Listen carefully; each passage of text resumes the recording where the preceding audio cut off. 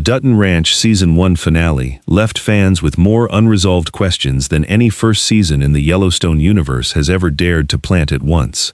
Did Joaquin actually pull the trigger on Rob Will? Or did someone else standing in that driveway do what Mariano's son could not bring himself to do? Will Oriana keep the baby? And does her answer determine whether the Petal Ranch belongs to Beth and Rip by the midpoint of Season 2? Is Sheriff Wade the person who told Mariano's men exactly where Carter was hiding? And if so, what does that mean for every institution Beth and Rip thought they could trust in Rio Paloma? Will the Marshals crossover happen? And does the fact that both Benjamin Cavell and Spencer Hudnut built their careers together on SEAL Team make it more or less inevitable? Every one of those questions has a theory behind it, and this breakdown covers all of them. And if this is the Dutton Ranch content fans want to see on this channel, hitting subscribe and the like button is how the algorithm keeps delivering it before anyone else. The single most important unresolved question in the entire Dutton Ranch universe right now is not Carter's location. It is who knocked on Rob Will's door. The finale constructed the scene with deliberate visual ambiguity. Mariano ordered Joaquin to kill his own brother, Joaquin's Range Rover, license plate 6JE3849, confirmed by frame-by-frame analysis across multiple fan communities, was parked outside the Jackson house. Rob Will answered the door. A shot was fired, and Oriana came downstairs to find her father's body. What the camera never showed was the hand holding the gun. Juan Pablo Raba, speaking to both Variety and US Weekly in the days following the finale, made a statement that has sent the Dutton Ranch fan community into a full forensic spiral. There is no scene in the episode's script where Joaquin kills his brother. Not an off-screen scene, not an implied scene, no scene. Raba was specific. "I don't think he did it," the actor said, "because he's not a killer. He's not even a cowboy, for Christ's sake. He has never shot anyone in his life. That is not an actor protecting a character. That is an actor dropping a signal." The most likely explanation, when the physical evidence from the finale is carefully laid against Raba's specific statement, is that someone else in Mariano's immediate orbit carried out the killing while Joaquin sat in that driveway, working up the nerve to do it himself. The most logical suspect is Miguel, Mariano's henchman, who had the means, the proximity, and the operational mandate to ensure Rob Will died regardless of whether Joaquin acted. However, unfortunately, a second theory has been gaining significant traction in the fan community, and it is considerably darker. Mariano pulled the trigger himself. The cartel boss arrived in Rio Paloma to personally oversee the dismantling of everything Beulah built, and a man who micromanages violence at that level rarely trusts the job to a son he already considers too soft to run the operation. There is also a third theory, raised by Screen Rant, involving Austin, the whistleblower cowboy who lost two friends to Rob Will's recklessness earlier in the season and had his own reasons to want the man dead, independent of any cartel instruction. If Austin is the shooter, the implications ripple in an entirely different direction, because it would mean that Rob Will's death was not a cartel operation, but a personal reckoning that Mariano is now using as cover, and that the person Beulah should be hunting is standing somewhere on the Petal property. What the evidence strongly suggests is that Season 2 will not resolve this cleanly in its premiere. Cavell's background, Justified, Homeland, SEAL Team, and now Dutton Ranch, is the background of a showrunner who understands that a mystery only retains its full dramatic power if the answer, when it finally arrives, costs someone something significant. The Rob Will shooter question is going to cost someone something before it closes. The evidence strongly suggests that the theory currently circulating most widely across Dutton Ranch fan communities is also the one with the most structural support baked into the Season 1 finale, and it reads less like speculation and more like a season arc outline that the writers may already have in front of them. The theory, which originated on Reddit and has since been cited across Tech Radar, Collider, and multiple Yellowstone fan podcasts, states the following. Beth and Rip rescue Carter from Mariano. The act of recovering him in partnership with Beulah forges an alliance deeper than any business arrangement could produce. Oriana's pregnancy becomes the emotional mechanism through which Beulah accepts handing the Petal to the Duttons, and by the midpoint of Season 2, the ranch that Beth and Rip came to Texas to help is now the ranch they own. The fan who originally posted it described the arc with a precision that reads less like a prediction and more like a pitch document. You can't just hand over an operation that size without a real arc behind it. Getting Carter back becomes the emotional payoff that earns Rip and Beth their place at the top. 3 separate Reddit replies confirmed the Oriana pregnancy as the linchpin of the entire theory. One noted, with particular clarity, that Beulah would be comfortable handing the 10 Petal to Beth and Rip precisely because the pregnancy means the ranch stays in the family regardless of whose name is on the deed. Another pointed to the Dutton Universe's consistent thematic logic, that land in this world is never transferred by transaction, but always by sacrifice, and argued that Carter's kidnapping is the sacrifice the show needs before the transfer can be earned. The Duttons do not receive ranches as unexpected gifts. They bleed for them, and then they keep them. What makes this theory so structurally persuasive is that it resolves every dangling thread in Season 1 simultaneously. Beulah has no biological successor after Rob Will's death. Everett McKinney has made clear he wants no part of what Beulah built. The Duttons need a ranch of their own, not a borrowed one, not a caretaker arrangement, but the kind of land with their name behind it that anchors the entire emotional premise of the Yellowstone universe. Oriana's baby provides the family connection that makes the transfer narratively clean rather than transactional. And Carter's rescue provides the dramatic arc that makes the audience feel the Duttons earned it.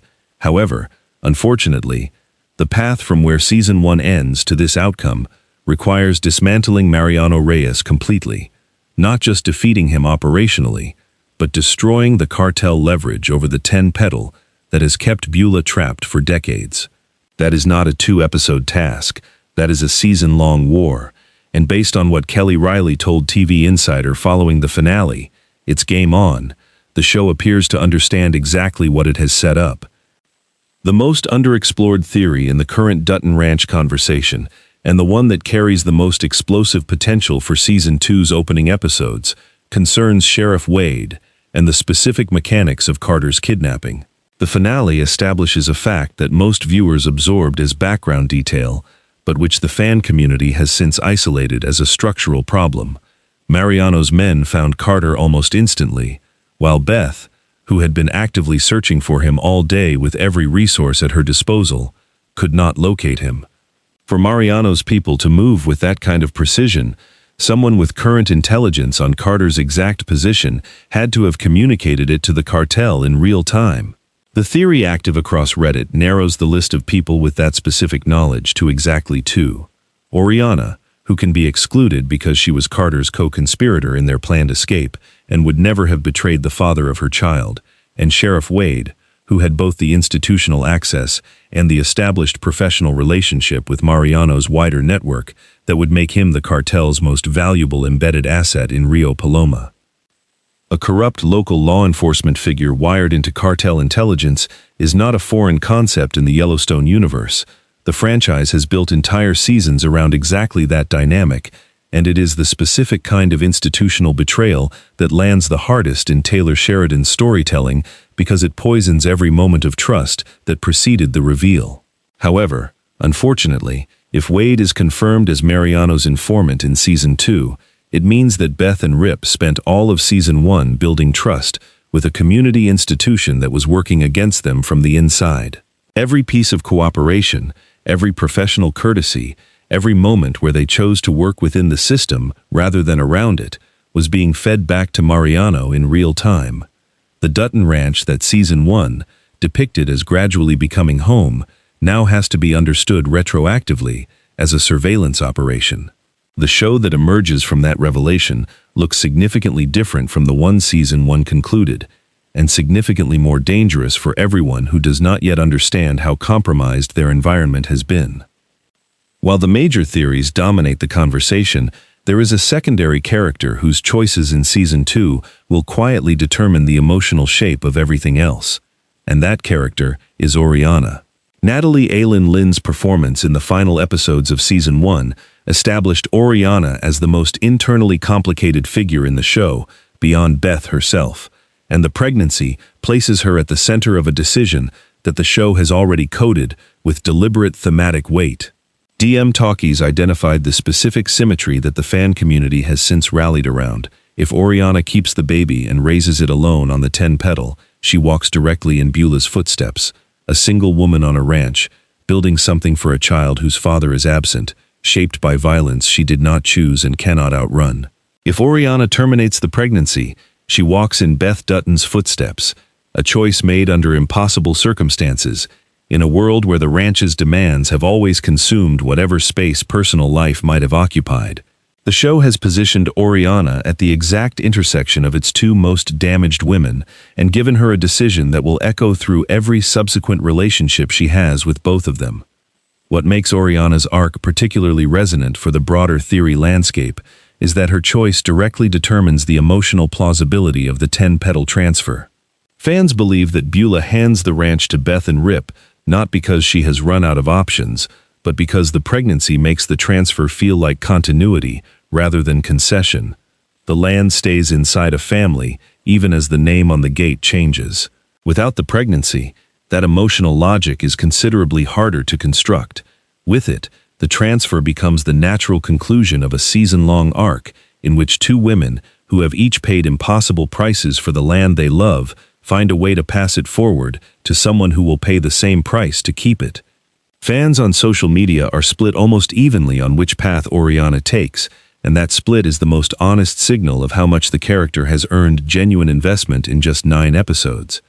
However, unfortunately, neither path is without cost, and neither path resolves the grief of Rob Will's death or Carter's absence in the opening episodes of Season 2. What makes every theory about Dutton Ranch Season 2 land with more force than the equivalent speculation around any other Yellowstone spin-off is a specific structural fact that the franchise has not previously had available. The showrunners of Dutton Ranch and Marshals are not just colleagues. They are longtime creative collaborators who built their careers together in the same writer's room. Benjamin Cavell created SEAL Team for CBS and served as co-showrunner in the series' first season.